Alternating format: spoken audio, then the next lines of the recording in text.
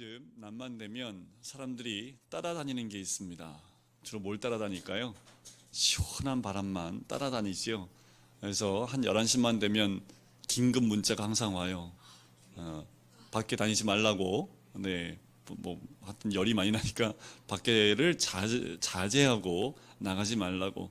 그래서 요즘 보면 커피숍의 시원한 바람 밑에서 있는 분들이 참 많아졌고, 밖에 거니는 사람보다는 시원한 은행이나 이 에어컨이 있는 장소를 따라다니는 분들이 참 많습니다. 어쩔 수 없는 것 같아요. 우리가 무엇을 따라가냐에 따라서 내 삶이 참 바뀝니다. 시원한 에어컨 밑에 있으면 시원한 삶을 사는 거지요. 그죠? 우리 인생에는 여러 가지 선택의 갈림길에 설 때가 많습니다. 직장을 선택할 때도, 학교를 선택할 때에도, 또한 내가 어떤 남성과 여성과 결혼해야 될 때도, 여러 가지 인생의 갈림길 가운데 선택해야 될 때가 참 많이 있습니다. 아마도 우리가 죽을 때까지 그 선택의 갈림길 가운데 있지 않을까라는 생각이 듭니다. 그런데 이것을 선택하기 위해서는 참 쉽지 않은 것 같습니다. 그래서 세상 사람들은 중요한 선택을 하기 전에 누굴 찾아갑니까? 점을 치러 가죠. 용하다는 사람 찾아가지요. 대선이 있을 때마다 찾아가는 용한 사람이 있답니다. 그 사람을 한번 만나려면 큰 돈을 들여야지 만난대요. 이게 은연중에 소문이 나요. 대선에 있는 사람들이 한 번씩 찾아가는 곳이 있다고 할 만큼 그만큼 갈림길 가운데 선택할 때 사람들이 많이 두려워하는 것을 보게 됩니다. 왜냐하면 잘못된 선택을 하게 됐을 때 나타나는 그 결과가 있기 때문에 선택하기 전에 많은 두려움 가운데 있는 모습들을 발견하게 되지요. 그만큼 우리를 인도하는 것이 무엇냐에 따라서, 또한 나에게 누군가가 무엇을 인도해 주냐에 따라서 내 인생의 갈리낌 가운데 완전히 다른 인생을 살아갈 수 있습니다. 그래서 옛날 프로그램에 보면 이런 프로그램이 있었습니다. 그래, 결정했어 하고 일쪽을 선택했을 때의 이야기를 한번 쭉 보여주고, 다시 처음에 와서 그래 결정했어 하고 반대로 선택했을 때 그때의 삶을 보여주고, 그런 프로그램이 10년 넘었던 것 같은데, 네, 그때 한번 했던 프로그램이 기억이 납니다. 우리에게도 그런 기회가 있다면 한 번씩 선택해 보겠죠, 그죠? 이것도 한번 선택해 보고 아닌가 보다 하고 이쪽으로 선택하면 좋겠지만 그렇지 않습니다. 그래서 누군가 나를 잘 인도해 줘서 이런 잘못된 선택을 하지 않고 내 인생에서 똑바른 선택을 해서 똑바른 길로 갈 수 있는 그런 길을 선택할 수 있도록 안내해 주는 분이 있다면 얼마나 좋을까라는 생각을 우리뿐만 아니라 모든 세상 사람들이 다 하게 되는 거지요. 그래서 우리가 오늘 본문 말씀, 참 우리 믿는 사람들 가운데 이 말씀을 싫어하는 사람이 단 한 명도 없습니다. 우리 믿는 사람들 모두가 애송하는 그 시편이 오늘 시편 23편 말씀이지요. 찬양으로 나왔고요. 굉장히 여러모로 애용하는, 그리고 애송하는, 좋아하는 시입니다. 이 본문의 중심으로 해서 누구의 인도를 받아야 하고 그 인도를 어떻게 받아야 하는지를 살펴보는 것이 참 중요합니다. 자, 시편 기자가 23편 이전에는 주로 하나님을 표현할 때 하나님이란 말을 많이 쓰는데 23편에 넘어오면서 하나님이란 이름을 여호와로 바꾸고 있는 것을 발견하게 됩니다. 참 의미가 있겠지요. 하나님이란 호칭을 여호와로 바꾸는 데는 그만한 이유가 있기 때문에 그렇게 바꾸는 겁니다. 왜 그럴까? 그러면 여호와라는 그 이름의 그 뜻 안에는 무슨 뜻이 있길래 그 이름을 이 23편에 와서 여호와라는 이름으로 부르기 시작을 했을까? 자, 그 여호와라는 이름이 처음 등장했던 것은 출애굽기 6장에 보면 모세를 불렀을 때, 모세가 내가 너를 이스라엘 민족에 보내겠다 했을 때 모세가 반대를 하죠. 전 못 갑니다. 이스라엘 민족이 누가 너를 보냈냐라고 얘기하면 내가 누가 보냈다고 얘기할 수 있습니까? 그때 하나님이 알려주신 이름이 있습니다. 내가 아브라함과 이삭과 야곱에게는 전능의 하나님으로 나타났으나 나의 이름을 여호와로는 그에게 알리지 아니하였고라고 말씀하고 있다라는 거죠. 그때 처음으로 여호와라는 그 이름을 알려주게 됩니다. 여호와라는 이름 뜻이 무엇입니까? 우리가 여호와, 하나님의 이름이 여호와라고 알고 있지만 실제로 보면 여호와는 하나님의 이름이 아니라 하나님의 속성을 의미하는 겁니다. 그래서 출애굽기 6장에 보면 여호와라는 이름의 뜻을 풀면 무슨 뜻입니까? 나는 스스로 있는 자다라는 뜻을 가지고 있는 겁니다. 하나님의 의미와 속성과 가치를 담아서 자신을 소개하는 내용, 그러니까 하나님을 얘기할 때 하나님은 이런 분입니다 할 때 여호와입니다라고 표현하는 이름이라는 거지요. 여호와라는 이름이 등장할 때는 언약의 개념을 기초로 합니다. 언약이라는 것이 함께 묶여져 나올 때 여호와라는 이름을 쓰게 된다는 거지요. 적어도 다윗이 23편에서 하나님을 여호와라고 묘사하는 것은 이런 의미입니다. 나는 하나님과 언약 관계에 있습니다 라는 그 의도로 여호와라는 이름을 쓰고 있다는 거지요. 그 언약의 관계는 어떤 것입니까? 하나님이 나를 택하시고 작정하셔서 인도하고 운영하고 통치하신다는 모든 내용을 포함하고 있다는 거지요. 하나님과 나와 언약 관계이기 때문에 내 모든 삶, 하나님이 나를 택하셨고 작정하시고 인도하시고 통치하시고 다스리시는, 운영하시는 그 모든 내용을 포함하고 있는 의미가 여호와라는 의미입니다. 자, 그 여호와를 이 다윗이 뭐라고 소개하고 있습니까? 나의 목자라고 고백을 합니다. 놀랍게도 여러분들, 우리는 이미 너무나 많은 말씀 가운데 하나님 나의 아버지라는 표현을 많이 하기 때문에 다윗이 나의 목자라는 그 표현을 했을 때 별로 이렇게 와닿는 느낌 별로 없지요. 하지만 이 시대 때에는 다윗이 하나님을 개인적인 차원으로 나의라는 것으로 고백하는 경우가 거의 없었습니다. 하나님 하면 어떻게 해요? 붓을 한번 빨았던 시기입니다. 하나님 이름 한번 쓰려면 목욕하고 새 옷을 입고 붓 빨고 했던 때가 이때인데, 근데 그 하나님에 대해서 뭐라고 얘기하는 거예요? 나의 하나님, 나의 목자라고 표현하고 있다는 거. 이거는 여러분들, 이건 계력입니다. 그러니까 이런 거죠. 만약에 지금 구약 시대예요. 그래서 여호와는 나의 목자입니다 하면 사람들이 돌 들고 치려고 하는 그때, 하나님의 이름을 모독했다라고 할 만큼 그때 당시에는 하나님을 나의라는 표현으로 할 수 없었습니다. 하나님은 나의 목자라고 할 수 없었다라는 거죠. 근데 지금은요, 당연한 거 아닙니까? 그러니까 이게 느낌이 그때와 지금이 사뭇 다를 수 있지요. 그런데 이 다윗이 하나님을 어떤 차원으로 고백하고 있는 거예요? 개인적인 차원이라는 거지요. 하나님을 글로 배운 게 아닙니다. 하나님을 그냥 글로 배웠어요. 그러니까 너무 먼 거지요. 하나님은 나의 구세주, 글로만 배웠어요. 너무 멀어요. 그런데 다윗이 여호와를 나의 목자라고 표현한 건 뭡니까? 내가 경험하고, 내가 체험하고, 내가 만나보고, 만져보고, 내가 직접 봤던 그 주님, 그렇게 고백하고 있다라는 겁니다. 오늘날 우리 모든 그리스도인들이 이런 고백이 있어야 됩니다. 근데 어느덧 정말요, 하나님을 글로 배우신 분들이 너무 많다라는 거죠. 성경 말씀이 글로 돼 있잖아요, 그죠? 말씀은 살아 있습니까? 죽어 있습니까? 살아 있잖아요, 그죠? 그런데 글로 배웠다는 건 뭐예요? 그냥 문자로 배웠다라는 겁니다. 그러니까 어떻게 해요? 하나님이 피부적인 만남이 아니라 글자로만 인식을 했기 때문에 하나님이 나와 상관이 없어요. 그게 굉장히 이 시대의 이율적인 부분입니다. 이거 배반적인 거지요. 우리가 하나님은 살아계시고 나의 하나님이라고 고백을 하는데 실제로는 너무나 많은 그리스도인들이 글로만 주를 만났기 때문에 나와 함께하는, 지금 내 집에 가면 아버지가 있고 처가 있고 아이들이 있듯이 이런 관계 가운데서 살아있는 관계가 아니라 그냥 책으로만 만나는 하나님으로 접할 때가 너무도 많다라는 거죠. 우리 일상생활에서 우리 하나님을 체험하는 우리 모든 성도님 됐으면 좋겠습니다. 그래서 다윗이 고백했듯이 주님은 나의 목자입니다 라는 고백이요, 여기서 나오는 것이 아니라 어디서 나와야 돼요? 여기서 나오셔야 됩니다. 다윗이 여호와는 나의 목자시니, 이 고백을 할 때요, 이 시대 분위기 말씀드렸지요. 그렇다면 다윗이 이 고백을 할 때는요, 정말 눈물 콧물 다 흘리면서 하는 고백입니다. 그 시대에는 붓을 빨고 목욕을 하고 옷을 빨아야 되는 그 하나님의 이름을 입에 내거는, 그래서 우리 여호와 하나님의 이름을요, 이스라엘 민족이 입 밖으로 내지 못합니다. 그래서 아도나이라는 이름이 나와요. 그걸 대신에 부를 수 있는 이름이 다시 나오기 시작을 했다는 거지요. 존귀하신 하나님의 이름을 내 입술로 대할 수 없었던 그때에 다윗만큼은 하나님은 나의 목자입니다 라고 고백할 때는요, 진짜 가슴에서 절절 흐르는, 그 주님을 경험했기에 흐르는 고백이지요. 우리 안에도 이런 고백이 터져나왔으면 좋겠습니다. 우리 삶 가운데 오늘 말씀을 쭉 이제 제가 풀어드리면요, 다윗이 왜 이렇게 얘기했는지 좀 이해가 갈 거고요. 더 나아가서 나도 좀 그랬으면 좋겠다라는 고백이 나와야 됩니다.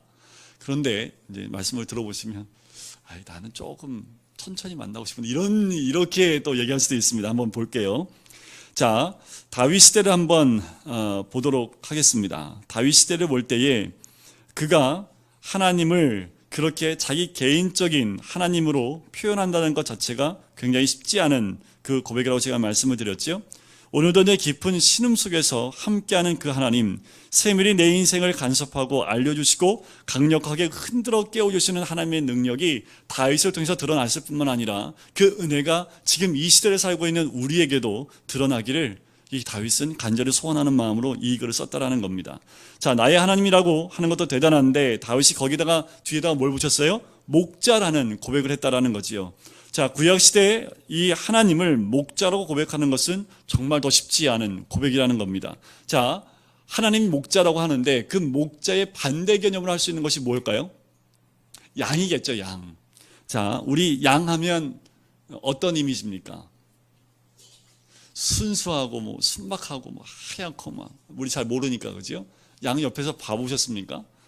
요새는 양을 경험할 수 있는 내가 대관령 쪽에 좀 있다고 하더라고요, 그죠? 그래서 우리가 양하면 착하고 순둥이 같은 사람을 표현할 때 양 같다라고 얘기하는데요. 이 중동 사람한테는요 제일 듣기 싫은 욕이랍니다. 모르셨죠? 양 같다는 말은요 그 사람들이 정말 듣기 싫어하는 소리래요. 왜 그럴까? 양은 지독한 근실한 거 아시죠? 코앞에 있는 걸 못 보기 때문에 항상 양은 고개를 어디에 받고 살아요? 바로 눈 밑을 깔고 삽니다. 눈 바로 앞에 있는 거 외에는 보이지가 않기 때문에 눈을 밑으로 깔고 살아요. 그리고 양은 굉장히 먹는 것에 예민합니다. 우리 남성분들 저를 포함해서 먹는 거에 예민하시죠? 네. 아닌 것처럼 앉아 계신데 네. 아내들한테 물으면 다 나와요. 자, 그리고 성격이 몹시 소심하고 무지무지하게 고집이 세다고 합니다. 걸음걸이가 굉장히 빠르죠, 그죠? 아니, 굉장히 느려요. 그래서 목자가요 양을 칠 때는요 빨리 몰면 안 된대요. 느긋하게 기다리면서 이 목자는요 거의 성인 군자가 돼야 된다고 합니다. 마지막 양이 우리를 들어올 때까지요 끝까지 기다려줘야지. 마지막 한 마리 들어올 때 그냥 뚜껑이 열릴 걸 참아가면서 끝까지 기다려줘야 됩니다. 왜요? 워낙 느리기 때문에. 양은 단단한 음식을 아예 못 먹을 정도로 이가 부실하다고 그래요. 남을 공격할 수 있는 날카로운 뿔도 없습니다. 그래서 늘 보호하지 않으면 공격당하는 것이 이 양이지요. 종합적으로 따지면 양은요, 첫째, 누군가의 도움이 없으면 생존 불가능한 존재고, 두 번째는 굉장히 어리석고, 세 번째는 늘 방황하는 습관이 있습니다. 왜요? 근시니까 조금만 한눈 팔면 바로 딴 데로 가요. 조금 한눈 팔면 바로 앞에 양을 잇기 때문에. 그래서 양들이 뭉쳐 다니는 이유가 있는 거예요. 그렇게 털이 많은데 그 더운데도 양이 붙어 다니잖아요. 몸에 땀띠가 나도록, 그죠? 뭉쳐 다니셔야 됩니다. 한눈 팔면 어디래요? 딴 데로 돌아다니고 땀띠 나도 뭉쳐 다니셔야 돼요. 여러분들 전교인수련회 땀띠 나도 다 모이셔야 됩니다. 자, 양에게는 반드시 목자가 필요해요. 마지막으로 양은 불순종의 선수라고 보통 표현을 합니다. 고집이 어마무지하게 세대요. 그래서 이사야 53장 6절에 보면 이런 표현을 합니다. 우리는 다 양 같아서 그릇 행하여 각기 제 길로 갔거늘 여호와께서는 우리 모두의 죄악을 그에게 담당시키셨도다 라는 거지요. 우리의 모습을 뭐에 표현하고 있습니까? 양에 표현하고 있는 거지요. 자, 이사야 53장 6절에 나오는 우리는 다 양 같아서 라는 말이 긍정적인 양입니까? 부정적인 양입니까? 부정적이지요. 긍정적이지 않습니다. 이 양의 모습이 꼭 우리의 모습과 동일하다라는 거지요. 자, 그런데 다윗은 1절에 이렇게 고백하지요. 여호와는 나의 목자시니 내게 부족함이 없도다라고 얘기합니다. 다윗이 부족한 게 없었죠, 그죠? 다윗은 왕이었기 때문에 부족한 게 없었잖아요, 그죠? 정말 그랬을까요? 자, 한번 돌이켜 보도록 할까요? 다윗의 어린 시절을 한번 생각해 보십시오. 다윗이 어렸을 때 이 어떤 가정에서 자랐는지 여러분들 제가 말씀드리면 지금쯤 아마 깨달으실 텐데 뭐냐면 사무엘이 이스라엘 왕으로 기름 붓기 위해서 사무엘상 16장에 보면 이새의 집으로 딱 방문합니다. 방문해서 봤더니 아들들이 쭉 나오는데 아무도 기름 부을 사람이 없어요. 그래서 이새한테 물어보죠. 야, 이게 다냐? 그랬더니 이새가 마지막 한 명 있는데 걔는 저기서 양치고 있습니다. 그러니까 지금 뭐예요? 왕따 당한 거 아닙니까? 아버지한테도 아버지 눈밖에 있는 아들 아닙니까? 지금 그 집안에 이 아들들 가운데 왕으로 기름 붓다고 했는데 그 이세마저도 그 아버지마저도 이 다윗은 어떻게 해요? 얘는 아니야. 얘가 어떻게 왕이 돼 하고 아예 철저하게 외면했던 아들. 가족 분위기가 어떤지 좀 짐작하십니까? 다윗이 어떤 가족에서 살았는지 좀 짐작하십니까? 그 형이 7명이나 되는데 그 형들은 이 다윗을 어떻게 해요? 늘 양치로 그냥 내보내는 그냥 막내 아들 정도, 그리고 눈에 보이지 않는 아들 정도. 그래서 항상 집에 오면 그냥 그 일만, 양치는 일 외에는 아무것도 시키지 않고 항상 양치러 다녔던 다윗의 모습, 그때 그 모습이 다윗이었습니다. 어쩌면 이들의 이 모습 가운데 다윗에게는 엄청 큰 상처가 있는 가정이 아닐까라는 생각이 들어요. 하나의 은혜 가운데 왕의 사위가 됩니다. 그죠? 사울 왕의 딸의 남편이 되잖아요. 그죠? 그 정도 됐으면 좀 성공한 거 아닙니까? 그런데 다윗의 첫 번째 아내의 이름을 기억하십니까? 미갈. 그죠? 이름만 들어도 좀 이게 좀 세 보이지 않습니까? 정말 셌어요. 이 아내가 엄청 세가지고요.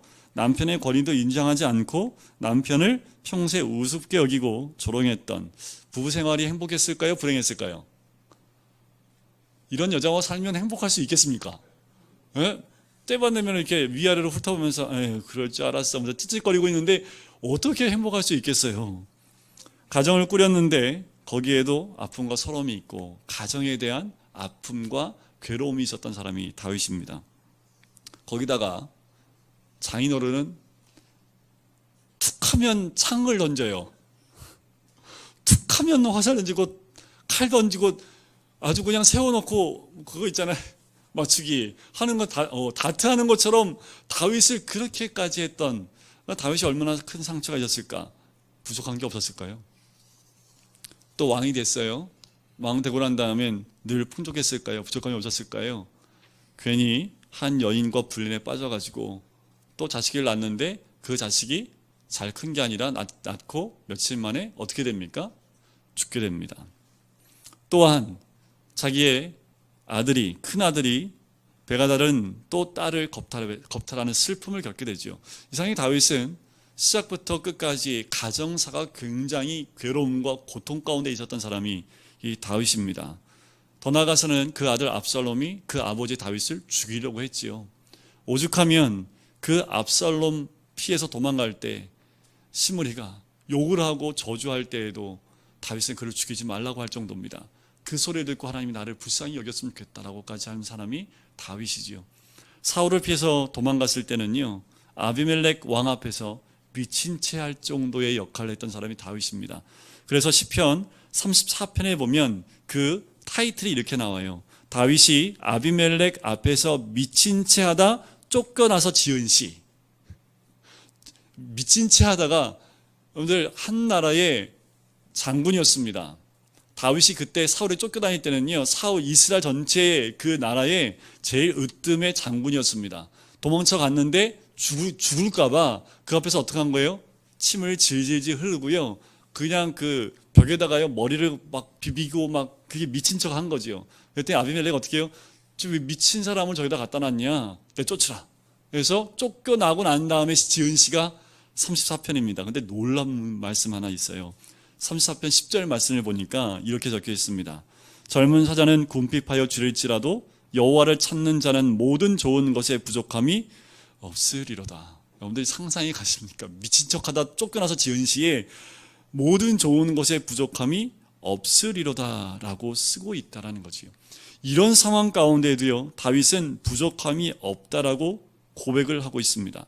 그렇다면 이 고백을 통해서 우리가 알 수 있는 것은 다윗의 이 부족함이 없다는 것은 물질적인 것이 아니라는 것, 세상적인 그런 부족함과 풍족함에 대한 이야기가 아니라는 것을 알 수 있는 거지요.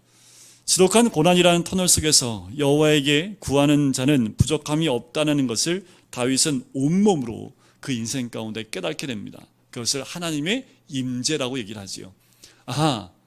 다윗이 그렇게 쫓겨남을 당했고 그렇게 부족한 삶에도 불구하고 부족함이 없다라고 고백했던 것은 하나님의 임재를 매 순간마다 경험했기 때문에, 단적인 예로 다윗이 시를 썼을 때 언제 많이 시를 썼냐 하면 그가 양을 치러 갔을 때 그 하늘의 별을 보며 하프를 뜯으며 하나님 앞에 시를 썼던 시편이 굉장히 많습니다. 그렇게 가족에게서 철저하게 외면된 그때에, 또한 사울에게 쫓겨났던 그때에, 미친 채 하다가 쫓겨났던 그때에 드렸던 그 모든 시편. 왜요? 그 순간마다 하나님의 임재가 있기 때문에 그랬습니다. 그가 2절 말씀에 이렇게 고백을 합니다. 그가 나를 푸른 풀밭에 누이시며 쉴만한 물가로 인도하시노다. 야, 대단하지 않습니까? 야, 이런 고백, 여러분들 딱 머릿속에 이게 그려지지 않으세요? 푸른 풀밭, 예? 맑은 시냇물이 저저저저 흐르고요. 거기에 막 이제 나비 몇 마리 한번 이렇게 그려놔야 되고, 그리고 그 앞에서 양들이 막 뛰노는 모습이 있지요. 네, 그런 모습이 머릿속에 딱 떠오르는 것이 우리나라 사람들은 그게 떠올라요. 왜요? 우리나라 이게 자연 풍경이 그러니까. 근데 과연 그럴까라는 거지요. 이 팔레스타인 그 중동 지방은요, 푸른 풀밭이 많지 않아요. 우리처럼 그냥 산만 가면 막 물이 저저저 흐르고 막 주변에 뭐 이렇게 나무도 많고 이런데 찾기가 정말 힘든 데가 이 중동 지방입니다. 가끔 눈에 띄는 데가 이 푸른 풀밭이라는 곳이에요. 그럼 본문에서 갖는 의미가 뭘까라는 거지요. 자, 목자들이 양떼를 데리고 같이 움직이는데 이 목자가 혼자 가는 경우도 있지만 대부분은 목자들 몇 명이 그룹을 이뤄서 양떼를 몰고 갑니다. 그 가운데 대빵 목자가 있어요. 대장 목자가 있는데 그는 양떼를 풀어 쉬게 한 뒤에 다른 목자에게 자기 양을 맡깁니다. 그리고 다른 언덕이나 골짜기를 지나서 내일 아침에 양을 먹일 수 있는 곳이 있을까 해서요, 맡겨놓고 그 대장 목자는요 온 사방을 다 다닙니다. 다니다가 발견을 하지요. 그러면 내일은 어떻게 여기서 인도해서 어떻게 여기서 이렇게 해서 이렇게 먹이면 되겠다라고 계획을 가지고 다시 돌아옵니다. 그러니까 목자가 돌아올 때는 무슨 플랜을 갖고 있는 거예요? 내일 어떻게 양을 먹일지에 대한 완벽한 플랜을 가지고 돌아온다라는 거지요. 그게 목자입니다. 우리 예수님 뭐라고 말씀하셨습니까? 무엇을 먹을까? 무엇을 입을까? 염려하지 말라. 이 모든 것을 누가 구하는 거예요?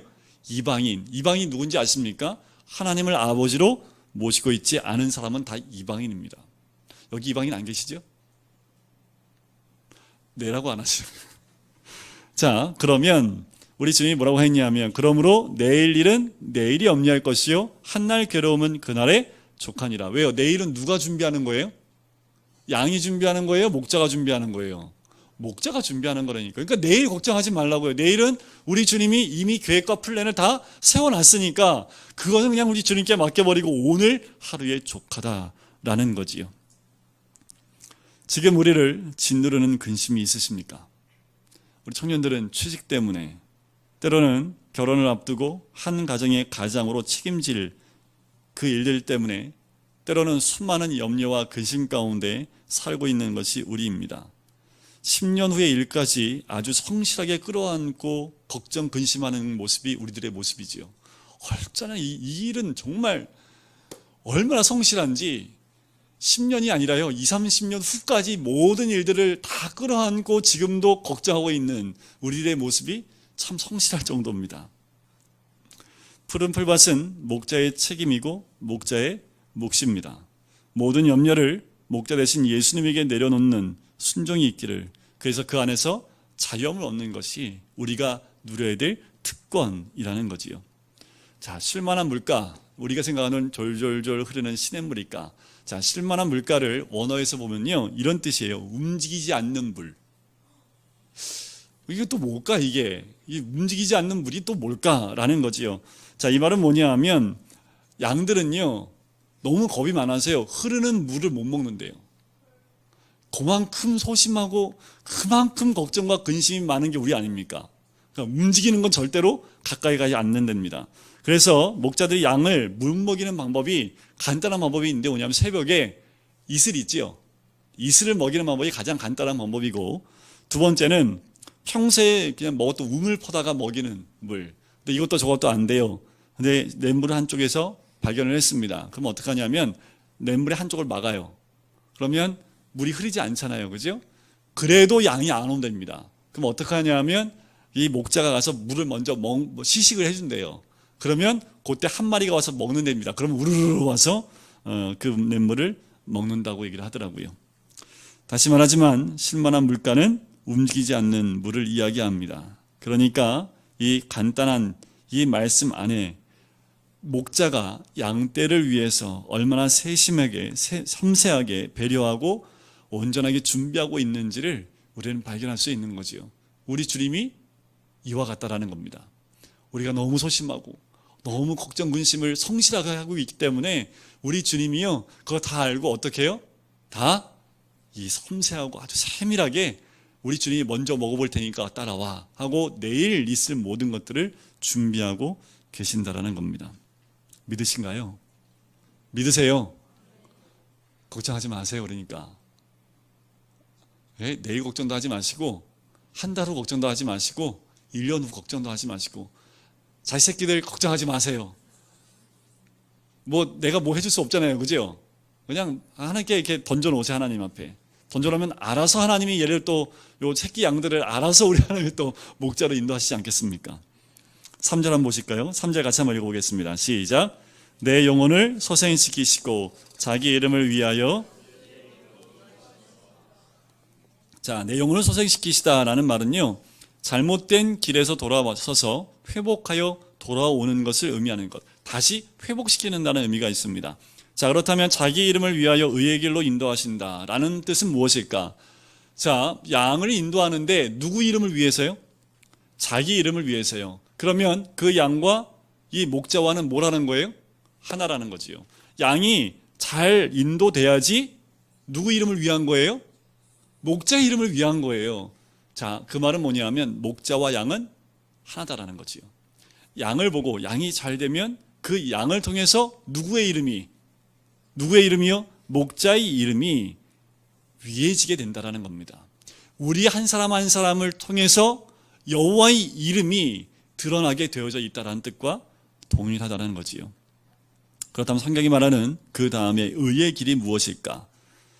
이 3절 말씀이요 시편 23편 전체의 클라이막스와 같은 부분이 이 3절 말씀입니다. 인류 역사를 통틀어서 내가 곧 길이다 말한 사람은 예수님 외에는 다 한 명도 없습니다. 아무도 그런 말을 함부로 할 수 없는 거지요. 오직 주님만이 내가 곧 길이다 라고 말씀을 했습니다. 이 의의 길, 그것은 주님의 길, 예수 그리스도의 길을 뜻하는 거지요. 내가 곧 길이요 진리요 생명이니 나로 말미암지 않고는 아버지께로 올 자가 없느니라. 인류는 이 길을 벗어날 때 고생합니다. 양은 목자의 길을 벗어나면 고생 바가지합니다. 여러분들 그 길을 따라가야지, 주님의 길을 따라가야지 생명의 길로 갈 수 있는데 그 길을 벗어나는 순간 우리는 고생의 문이 활짝 열린 것과 같다라는 거지요. 왜 그럴까요? 근시라고 그랬잖아요. 근시. 여러분들 영적으로 여러분들 눈이 보이세요 지금? 우리 영혼이 활짝 열려서 내일이 보이십니까? 바로 앞이 보이십니까? 안 보이잖아요. 바로 5분 후가 영적으로 보이지 않는 우리이기 때문에 목자가 인도하는 대로 따라가지 않으면 잘못된 길로 바로 갈 수밖에 없는 것이 우리들이라는 거지요. 반드시 목자가 밤이 늦어도 찾아서 데리고 오는 것이 목자의 가슴입니다. 우리가 목자를 잃어버리고 딴 길로 가면 그 목자는 양들을 우리에 넣어놓고 그 잃어버린 한 양을 찾기 위해서 밤새도록 그 어린 양을, 그 잃어버린 양을 찾으러 가지요. 그래서 목자가 찾아야 양을, 그러면 막대를 후다닥 패지요. 이놈의 자식이 너 그럴 줄 알아. 싹수가 노래서 너 일로 와. 그러면서 막 두들겨 패고 완전히 그냥 반 죽인 상태에서 끌고 오나요? 오늘 이게 성화 같은 데 보면 우리 예수님이 양을 어떻게 하고 오세요? 예? 어떻게 해요? 그치. 예, 뭐 운동하는 것도 아니고 목에다가 양을 딱 메고 오지요. 때리지도 않고 양을 목에다가 얹고 옵니다. 헤매냐고 힘들었지. 헤매지 말라고 그랬잖아. 토닥이면서 그 양을 목에다 얹고 메고 돌아온다는 거지요. 그분이 의의 길이 되신 우리 목자인 줄 믿습니다. 다시 말하지만 우리는 그분을 따라갈 수 없습니다. 그분이 우리를 찾아와서 인도하시다는 거지요. 여러분들 이 길까지 오는데 목사님 저는 그 길 잘 따라왔는데요. 목자가 불렀어요? 여러분들이 목자를 찾아왔어요? 한 명도 목자가 찾아오지 않고 자기가 목자를 찾아온 양은 한 마리도 없습니다. 그 말은 뭐예요? 지금도 목자는 우리를 찾고 있다 없다? 있다라는 거지요. 그러니까 뭉치시라고, 떨어지지 마시고, 전교인수련회 떨어져 가지 마시고 뭉쳐서 같이 오셔야지. 떨어져 있으면 우리 목자가 찾아가십니다. 그래서 한밤중에 여러분들 들쳐업고 거기 팀 비전센터로 아마 데리고 오실 거예요. 아무도 아멘 안 하시네요. 자, 우리가 양이기에 따를 수 있는 실력이 안 된다는 것을 아시는 그분이 자기의 죽음에 같이 묶어서 이미 우리와 함께 죽으셨다라는 거지요. 이미 주님은 우리와 함께 같이 죽여버리셨습니다. 그래서 그분이 부활의 첫 열매로 맺어질 때 우리에게도 그 길이 열려있는 약속을 주셨다라는 거지요. 자, 4절 말씀 한번 같이 한번 읽어볼까요? 4절입니다. 시작. 내가 사망의 음침한 골짜기로 다닐지라도 해를 두려워하지 않을 것은 주께서 나와 함께 하심이라. 주의 지팡이와 막대기가 나를 안위하시나이다. 자, 4절을 보면 어떤 사람이 이렇게 얘기할 것 같아요. 바보 같은 목자 아니야? 양떼가 약하고 못난 동물인 것을 알았다면 편한 길로 두고 왜 험한 길로 그 골짜기로 인도하는 거지? 이런 물음표가 있었을 것이라고 생각을 하고 제가 답변을 드리는 거지요. 자, 왜 이 4절과 같은 대로 인도를 했을까? 그것은 우리가 나중에 좀 우리 성도님들이 다 돈을 모아서 한번 우리 가자고요. 중동으로. 그래서 진짜 그 지역을 가보면 팔레스타인의 양치는 방식을 알아야지 이것을 알 수 있습니다. 특히 중동 지방에는 양을 치는 시기가 크게 두 번이 있답니다. 첫째 시기는 겨울에서 다음 봄까지. 이때는요 멀리 안 간답니다. 가까운 데 하루길 정도만 나갔다 들어오는데, 두 번째 시기는 봄부터 가을까지인데 이때는 봄에 나가면 가을에 돌아온대요. 그래서 굉장히 먼 길을 떠나기 때문에 이때는 단단히 준비해서 출발을 한다고 합니다. 그런데 풀을 먹여야 하는데 풀밭이 자주 나타나지 않아요. 풀밭을 찾기 위해서 헤매다 보면 산 넘고 물 건너 바다 건너서 이렇게 가기도 하고 골짜기를 통과해 갈 수밖에 없는 상황이 온다라고 합니다. 사망의 음침한 골짜기라는 말은요, 원어에 보면 어두운 골짜기라는 뜻이 있습니다. 이런 골짜기를 지나야 뭘 만날 수 있냐면 평지에 만날 수 있는 거고요. 그곳을 지나야지 양질의 좋은 풀을 만나게 됩니다. 양들은 길을 아는 목자를 따라 좋은 풀을 먹으면서 가파른 산을 천천히 올라가기도 하고, 또한 골짜기 밑으로 내려가기도 하고, 이때 양들이 그 기간을 통해서 조금씩 성장하고 성숙해지는, 부쩍 자라고 커지는 그들의 모습을 본다고 합니다. 근데 골짜기 내려갈 때마다 목자는 더 큰 눈으로 본대요. 왜냐하면 어두운 곳을 내려가기 때문에 맹수나 독사가 와서 양을 채갈 수 있기 때문에 늘 이 목자는 그때마다 양떼 바로 옆에서 밀착해서 보호하면서 간다고 합니다. 이때 양떼는 목자의 임재를 경험하게 되는 거지요. 어둠의 골짜기를 지날 때 그 어느 때보다 목자가 함께 가까이 피부에 와 있다는 것을 더 느끼는 곳이 이 어둠의 골짜기를 지나가는 시간들이라는 거죠.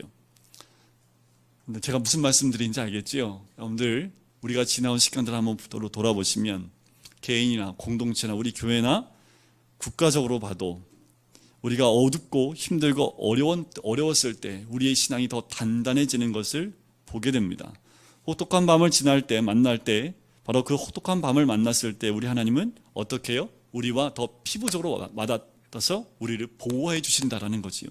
우리와 함께 하신다라는 겁니다.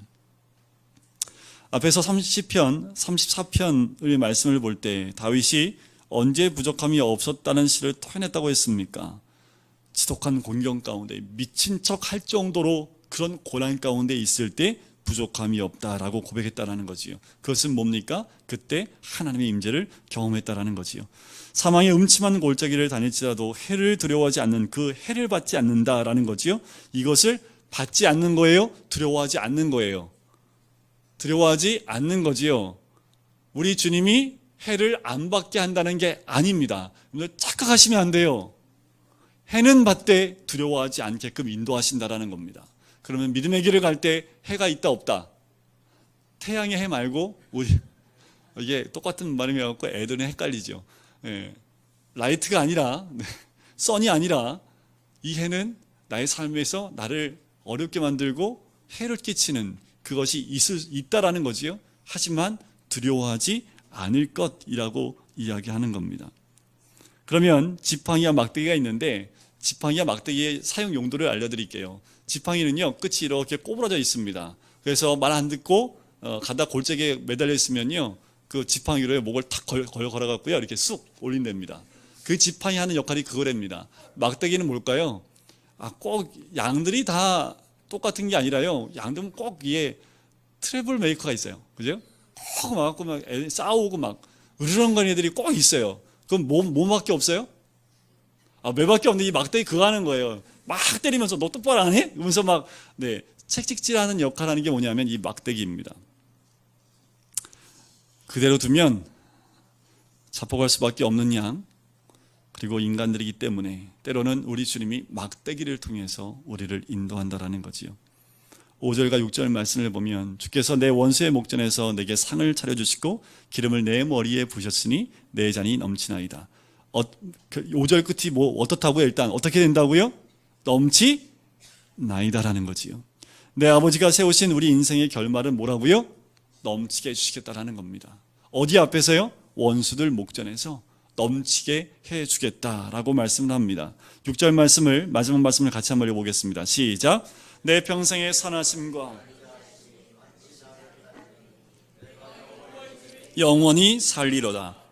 자, 여기서 선하심이란 말에 토브라는 말씀입니다. 이 토브는요, 창세기 1장에 하나님이 천지 만물을 창조하시고 보시기에 좋았더라 하셨던 그 말에 토브라는 말을 쓰고 있는데, 내 평생의 그 선하심, 그 토브의 하나님이 나를 함께 하시고 따라 주신다라고 이야기하는 거지요. 그리고 내가 여호와의 집에 영원히 살리로다라고 이야기합니다. 거기까지 인도하실 것을 완전하게 확신시켜 주고 있다라고 이야기하는 거지요. 우리 주님 그렇게 우리를 인도하신다라는 겁니다. 어디까지요?